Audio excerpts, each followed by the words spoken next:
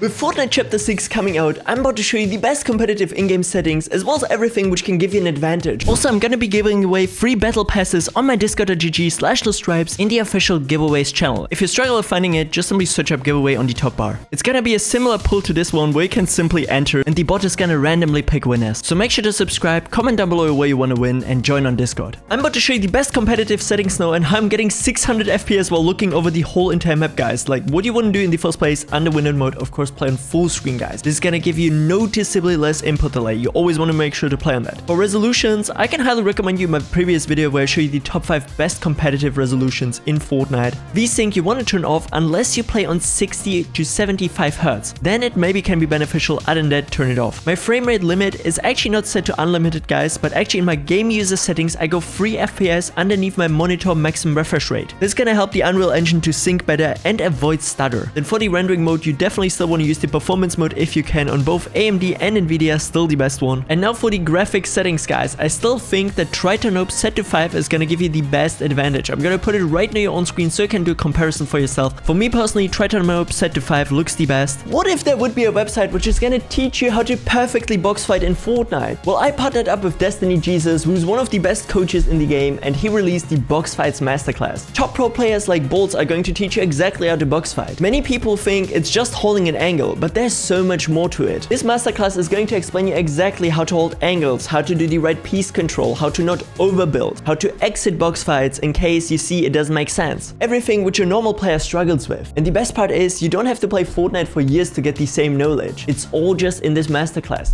And with code LOSTRIPES you can get 10% off, so make sure to check it out with the link down below. And for your 3D resolution, of course for competitive, keep it on 100, but you can go realistically down all the way to 70%. I'm just gonna put right in your on-screen comparison 70% versus 100. You can see it's not like a huge difference. Then my viewing distance is on far for comp. Besides that, you can also of course put it on near for more FPS, and then basically everything else completely on low and report performance sets on disabled. Then you should also go over to audio and make sure that your sound quality is also set to low, and if you can, you want to actually enable visualize sound effects. For your main mouse and keyboard settings, guys, I'm about to show you what most pros are right now using, what's gonna work the best for you. After doing a lot of research, I actually found out that most Fortnite pros are using anything between 4 to 8% on 800 dpi for the X and Y sense. This is still fast enough to give you all the control you need, but also slow enough to not mess up your aim. And for the keybinds themselves, you can see a lot of pros utilize especially their 2 mouse side buttons and use all of the keys which are close to your W, A's and D's, something like Q, C, E, F, X, all of these here. Especially with optimal keybinds, it's gonna be a lot easier for you guys to go for piece control and certain edits and all of that. So therefore it's very important that you find fitting ones for you. Now for the first setting, guys, you definitely want to go into your Windows search bar and type in a game and make sure to click under game mode settings. Once you open it up, you want to make sure that the game mode is actually set to on. This one is going to force your PC basically to prioritize games, so therefore you want to make sure that it's enabled. Then we also want to click under graphics and make sure that hardware accelerated GPU scheduling is actually turned on, guys. The next step, under graphics performance preference settings, you want to make sure that your Fortnite is selected. If you don't know what it is, click under browse, and then all you gotta do is follow the top bar here. For most of you it's gonna be on local disk C, program files, Epic Games, and then you can find your binaries and then just simply add the Fortnite client Windows 64 shipping access. And once it's in here, you're gonna make sure that it's set under high performance, guys. That's super important. You don't want to have it on power saving and not on Willet, and especially not let Windows decide. Then click under save and you're good to go. Now for this next step, you're gonna go back into your Windows search bar and type in that background until you can find background applications and make sure that they're completely turned off. You can of course also enable it and go for them manually, but the easiest way is to just simply turn off all of them. The same as well with app diagnostics. This one you also want to turn off since it's basically just Microsoft collecting data of your PC. Once we're done with that, we're going to press the Windows key plus R so that this small run file actually opens up, and then you're going to type in there temp. What I want you to do from now on is just simply select all of these files and click under delete. We're going to press the same keybind again, and this time we're going to type in there prefetch.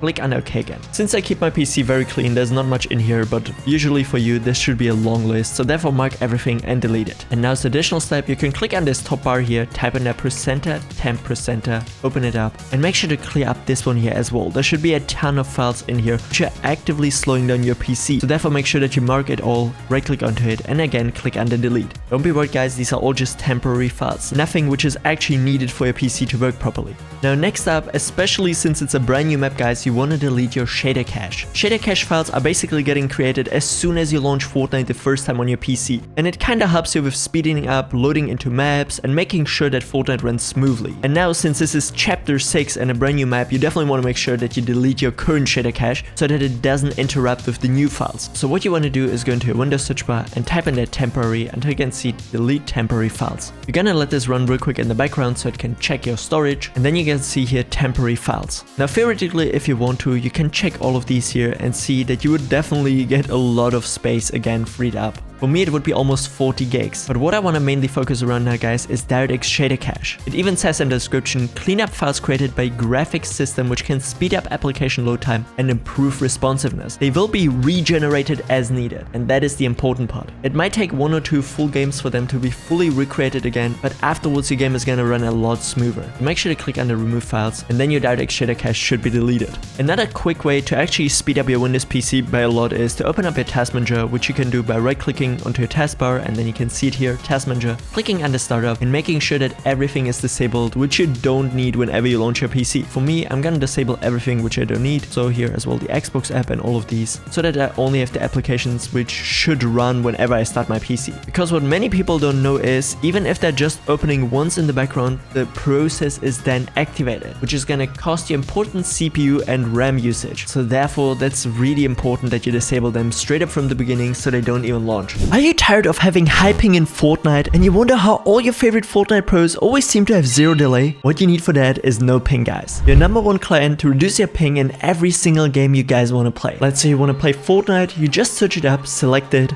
and no ping is gonna give you an overview of all of the best servers available in your near. And the coolest part is it works on multiple regions. So if you like to play cash cap on a different region, it can still help you to get the best server. So just select the server you want to use, click on to optimize this game, and no ping is gonna automatically help you to get the best connection possible. Additionally, they also feature some FPS boost features, and they are all tested tweaks which are going to help you to improve your system speed. Make sure to check out no ping with the link in the video description. Now, one of the most important steps where many people are missing out on a lot of system performance is not having the right power management mode selected. Especially if you have something like balanced or any of the ones which are not fully utilizing your CPU, you're missing out on so much, because that is actual hardware and stuff you can change. It's harder to tweak certain options than actually just utilizing what you have already given from your PC. What I want you to do is search up energy until you can find edit power plan. Then you're gonna go under power options on the top, and for most of y'all it's probably gonna be on balance, which is pretty bad because you definitely don't want to use less performance just to get a little bit better energy consumption on your CPU. What you want to do is click under show additional plans, and then it should say something like high performance at least, but what we want preferably is ultimate performance. Now the thing is, with low end CPUs, like actual low end guys, like I'm talking like super old i3s and Ryzen 3 versions, you might want to check out high performance in the first place. But if you have something which is capable of gaming, I'm just gonna say, you definitely want to utilize the ultimate performance mode. And luckily for you guys, I prepared already a whole entire tweaks and config pack, so all you gotta do is select the ultimate performance mode,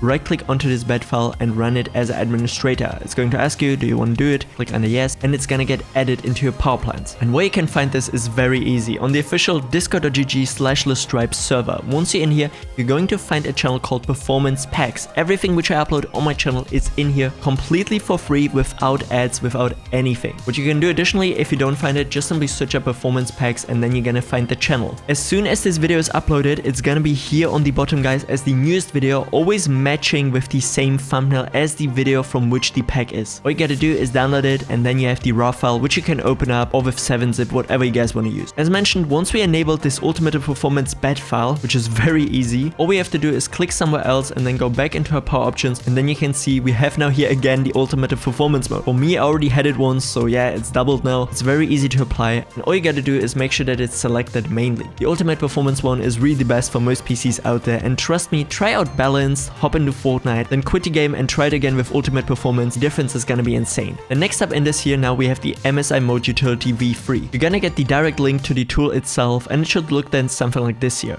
Right click onto onto it and run it as an administrator. And what do we want to do in here? I know it looks complicated in the first place, but what you want to focus on only is your GPU. For me, I'm gonna find my Nvidia GeForce RTX card here, and then you want to check if it says under supported modes, line-based and MSI. If it says MSI, and it should say this on any GPU from like the last decade, then you want to make sure that the MSI mode is actually checked. It has nothing to do with the brand MSI. As a matter of fact, my GPU is not from MSI. I'm just gonna clarify this real quick. This is just a different communication mode. The MSI mode runs a lot better with less latency, and it's just a faster way of communication between your CPU and your GPU. So therefore, you want to make sure that MSI mode is checked. Now for the interrupt priority, many people say it works a lot better when you put it on high, but I actually had a lot less system latency overall when I put it on normal. For me, I tested this on 3 different GPUs. You gotta try it out for yourself, but this won't make such a huge difference as actually utilizing the MSI mode itself. So don't worry about this here too much. Just make sure that you check the MSI mode and click on apply. And that's already it. It's a one-time tweak. You can delete the tool afterwards and you're good to go. Next up now, guys, we have RAM tweaks for the virtual RAM size. And especially for PCs in the 2 to 16 gigs of RAM range, this is a lot more important. And let me explain you why. Let's just say now as an example that you have 8 gigs of RAM, right? Everything which you do on your PC is taking usage of your RAM. Every action, every window you have opened up, basically everything you do, playing games, having Discord opened. And once your physical RAM is actually filled up, your PC is gonna put small data packages on your virtual RAM. Your virtual RAM is not really there physically, you know, it's virtual as it says already, but your PC can kind of like use it to put a little bit load of your actual RAM, which is important, especially if as mentioned here in this lower section. So what you want to do is you want to open up your task manager, search your memory.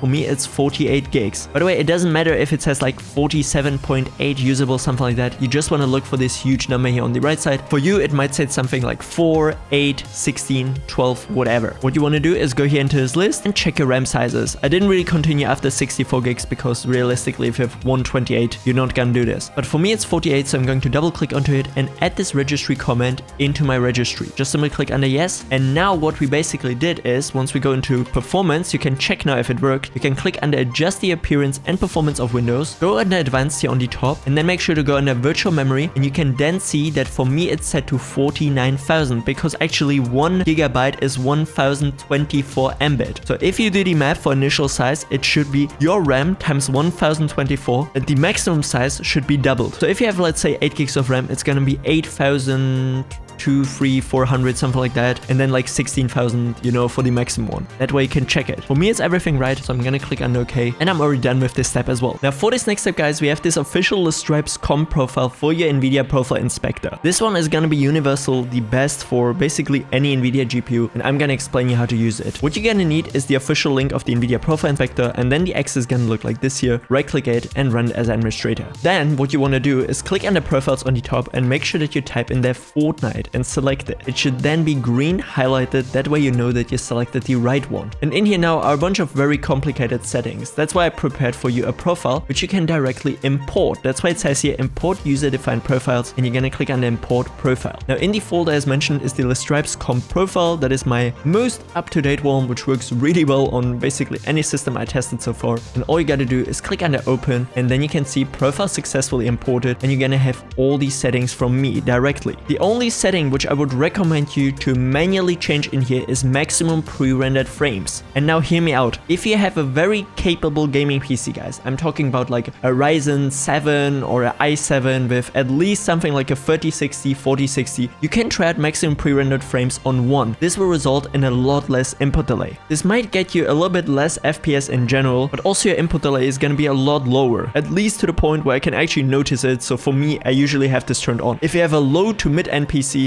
definitely just keep it on use the 3D application settings and don't mess around with it. You don't have to do this every single time when you launch your PC. This is a one-time tweak. For me, as mentioned, I'm gonna put it back to 1 and click on apply. Now this next tweak is going to help us out a lot with our input delay on basically any keyboard. You don't gotta have Apex Pro for this to work. You can notice this even on budget keyboards. All you wanna do is open up the registry editor in the first place. Just simply go under registry editor, system, right click onto it and run it as administrator. Now then I'm gonna paste this comment here actually into the video description, but where you can find it is just simply computer, HK local machine, system, current control set, services, and then you're gonna search for KBD class and parameters. Once you open it up, or you just simply paste in here the command as mentioned from the video description, you're going to search for something which is called keyboard data queue size. And I'm sure you already heard this, but no one probably really explained it to you or what it does or why it's so important. Well, let me explain this. You all know what a queue is, right? You want to go to a store and you're in the queue, you know, you're waiting for your turn. And actually value data is how long this queue is. To put this in perspective, if you spam multiple buttons on your keyboard, every single action has to wait in queue until it gets processed and actually turned into an edit in Fortnite or movement. So theoretically, by reducing the queue size, your edits should go through faster. And let's say if your normal value is on 100, putting it to something like 10 should drastically reduce it, right? The problem is though, there's a turning point. For me, it's 65. If I put it anything below 65, I notice that some key presses are not getting registered anymore. So what most people out there on Reddit say, and all these keyboard enthusiasts and all of that, is that something between 70 and 65 is kind of like the sweet spot-ish, you know? Some people even say like 50 is still okay, but for you, just to be safe, I put it to 65 and keep it on hexadecimal. Realistically, you could still go down by like 3 or 2 values, you know,